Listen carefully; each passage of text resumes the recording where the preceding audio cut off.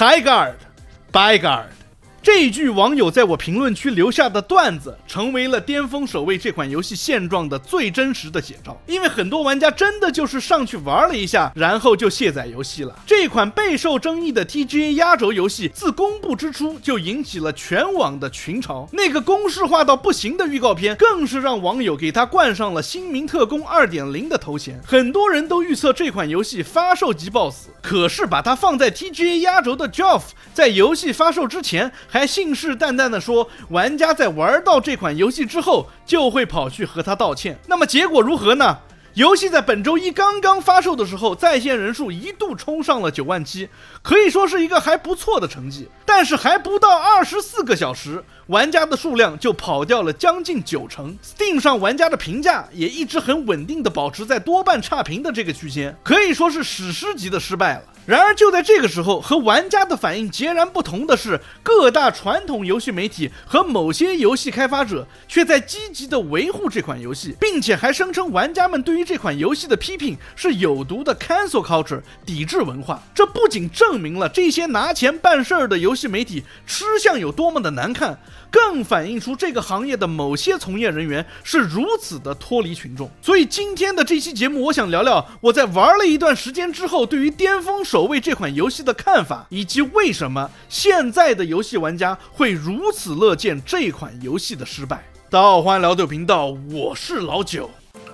我在遊戲上線之後自己玩的加上直播，前後大概玩了3個多小時吧，打了5-6把。我是真的希望我沒有浪費這3個小時去玩這款遊戲啊！這個遊戲給我的最大印象就是實在是太無聊了。作為一款射擊遊戲，它的槍械手感和擊殺反饋都只能說是能玩，並沒有那種很出彩很驚豔的感覺。它雖然是英雄射擊啊，但是每個英雄可以使用的武器都是一樣的，每個英雄也都會有小技能和大招。你一開始會刷新在自己的堡壘裡，你需要去加固那些放置了炸彈的房間的牆面。這個設定其實就非常的匪夷所思，因為你把牆面加固之後，對面也有各種手段能夠破牆。加固牆面的意義無非就是原本打一下就能破的牆，現在要變成打2下才行。這給我一種開發者為了給這個遊戲加上這種類似彩虹6號的機制，才加入了這個機制的感覺。比賽開始之後，你需要出去採集資源，怎麼採集呢？要去地圖上找這種水晶，然後用斧頭有節奏的把它們一個一個的敲碎。一個射擊遊戲啊，竟然要以這種方式去獲取資源，我是實在不知道開發組在這裡是什麼用意啊。地圖這麼大，你在地圖上加點小兵或者是任何 PVE 的元素，通過擊殺小怪獲取資源，不是更符合 FPS 遊戲的調性嗎？這種拿着斧頭衝上去對着資源近戰 QTE 的玩法，到底是咋想的呀？再比如說這個坐騎系統啊，騎馬的感覺確實好，隨時召喚坐騎飛馳的那種快感確實不錯。但也就僅此而已了。這個坐騎系統啊，可以說是和那個加固牆壁的機制是一樣的，又是一個刻意而為之的設計。地圖很大，確實需要騎馬，但是地圖同時也很空。那這樣的話，我為啥還要騎馬呢？你把地圖做小一點，然後把坐騎刪掉，我覺得反而更合理。而說到地圖很大啊，我就不得不說這個遊戲目前只有3v3這一種突襲模式的玩法了。對，你沒有聽錯，這麼大的地圖，全場就只有6個人。開局的幾分鐘，大家都在挖礦，然後因為地圖太大了，在很長的一段時間內，你都碰不到任何敵人。然後這張大地圖上放了很多寶箱，裡面可以開出各種武器，但是這些武器同時也可以在商人那裡用水晶直接買到。我對於寶箱的看法和前面的水晶一樣，如果改成 PVE 性質的小怪的話，感覺會更合理更好玩。比賽中雙方的老家都是被能量護盾保護的，必須要去地圖中間刷新破盾器的地方搶奪破盾器，用它破掉敵人老家的護盾，然後才能進行城堡的攻防戰。可以說這個遊戲只有在破盾器刷新的時候才算是真正的開始，刷新之前所有人都在挖礦找寶箱換裝備，這個過程非常的無聊，毫無樂趣可言。攻城戰類似 CS 的炸彈模式，有點像使命召喚的 Search and Destroy。你要是進攻方，你就需要衝進去放炸彈；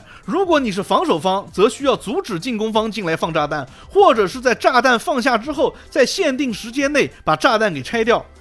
一把攻城戰結束之後，你需要重複你一開始的那些準備動作，也就是加固牆面，滿地圖跑的用 QTE 的斧子收集水晶，或者是去地圖上再次搜刮寶箱。戰局拖得越久，寶箱裡掉落的裝備等級也就越高，也就是我們常見的白色、藍色、紫色、橙色這種裝備等級的區別。你別看它有裝備等級啊，但是其實你能使用的武器也就只有那麼幾種。攻城戰的時候啊，如果你把对面的大目標給炸了，就能直接勝利；如果炸掉的是小目標，則对面扣掉30分，成功防守也可以使对面掉30分，对面的分扣完了你就贏了。這個攻城戰啊，說是攻城戰，其實也就是你用破盾器召喚出來的那個攻城錘那裡才有點攻城戰的感覺，剩下的根本就是單純的3v3村口械鬥，無非就是拼技能拼槍法，即使是這都已經算是這遊戲唯一緊張刺激的環節了。在玩了幾把之後，我轉念一想啊，這所謂的攻防戰，我在其他遊戲裡面也能玩得到啊，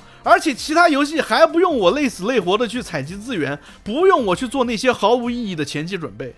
再說說這個遊戲的成長系統啊，這個遊戲的成長系統就是它根本就沒有成長系統，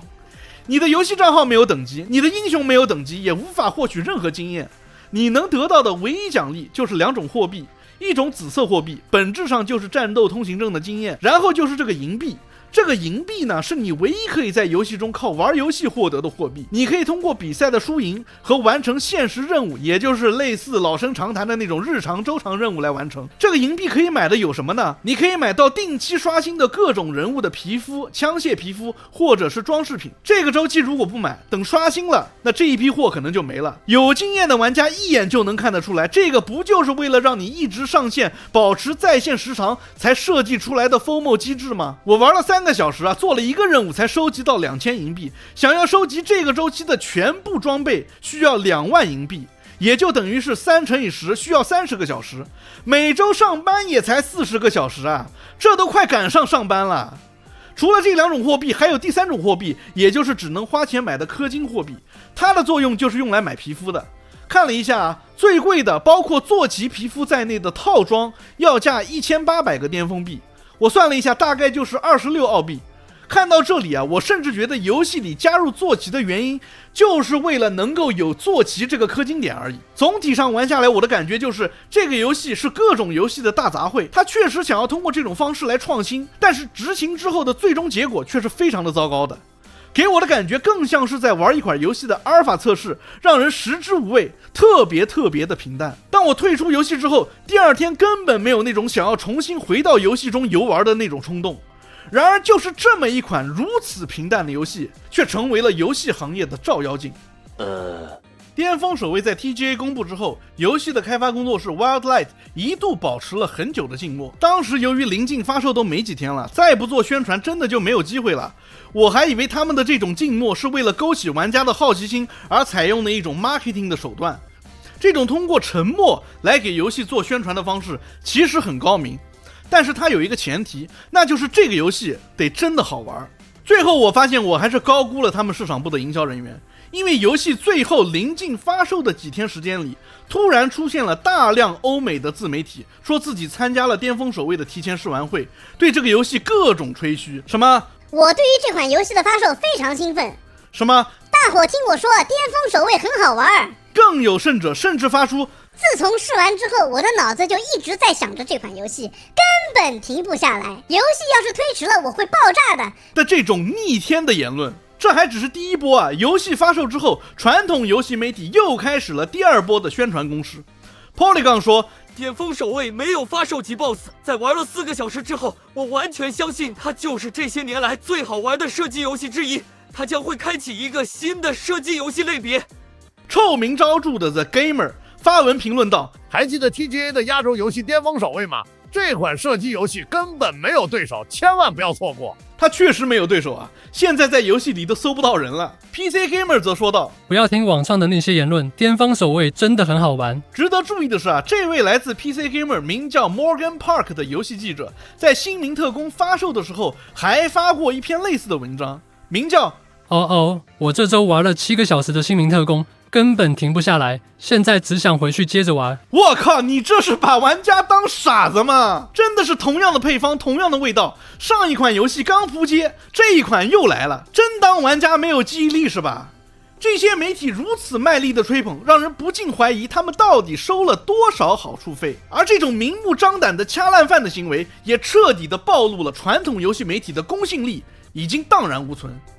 更諷刺的是，一些遊戲行業的從業人員也開始加入到了這场对於巔峰守衛的輿論保衛戰當中。前戰爭機器的開發者 Cliff Bleszinski 說道：“不知道從什麼時候開始的，討厭新游戲變成了一種潮流，近年來越來越常見，真是讓人欣慰。” Epic 的聯合創始人 Mark Rein 也在下面回復道：“這簡直可怕，尤其是來自新工作室的免費遊戲，太可悲了。做遊戲是一種愛好，玩家们應該帶着喜悅而不是仇恨來對待開發者。可怕，現在知道害怕了，早幹什麼去了？玩家之所以會如此群情激憤，本質原因就在於巔峰守衛無論是玩法設計還是商業模式，都精準地踩中了玩家們這些年來對於整個遊戲行業最深層最集中的痛點。它幾乎是近幾年來玩家所詬病的一切問題的集合體，於是它理所當然地成為了玩家長期不滿情緒的集中宣洩出口。而且這些差評當中有很多都是非常有用的改进意見，為什麼這些遊戲開發人員就是看不到呢？一旦出了狀況，永遠都是問題在玩家。